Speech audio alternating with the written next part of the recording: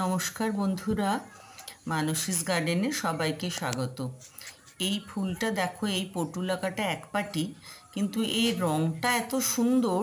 এটা এই ধরনেরই আমার একটা আছে, তো এই রঙটা সুন্দর বলে আমি আরও এনেছি।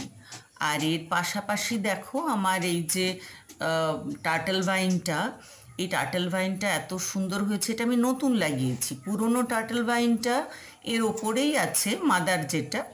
তো এর নতুন করে সেখান থেকে খুলে মানে কেটে নিয়ে আমি আবার এইটাকে এই দেখো, এইটা হলো মাদার।